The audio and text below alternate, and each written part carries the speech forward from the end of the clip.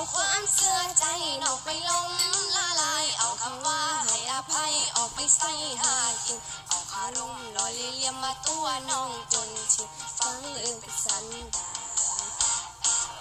น้องก็ลงเชื่อใจไอ้กังน้องตั้งนานก็สิหัวไอ้มีชู้จนหัวคนดาวค่ะก็สิมีแต่ปัจจุบันคนคือสาหัวมันคือว่าคนไทย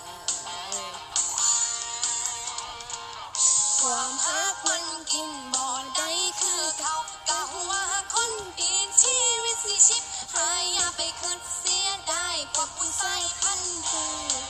โอ้โห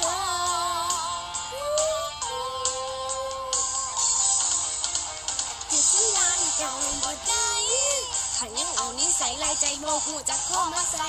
ยังหักผู้ใดบ่เป็นยังหักเล่นหน้าด้านบ่อายเอานิสัยเก่ามาใส่ออกลาออกไล่บ่หูจักอิ่มที่สัญญาณเก่าบ่ได้ก็ยังคงมั่นใจว่าน้องนี่ไปจากอายบ่ได้บ่แม่นแม่แม่นพ่อสิได้ตามเงินตามหัวใจอายเกิดมาบอกกันตอนใหญ่สองคนเลยใจไว้สิเอาไปเฮ็ดแนวให้เสียวงตระกูล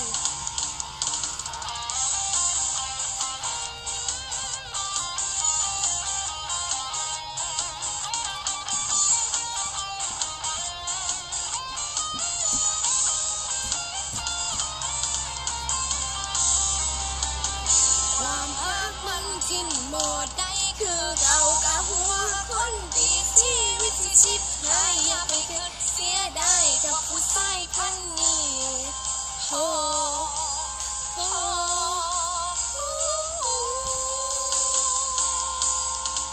ที่สันดานเก่าบ่ได้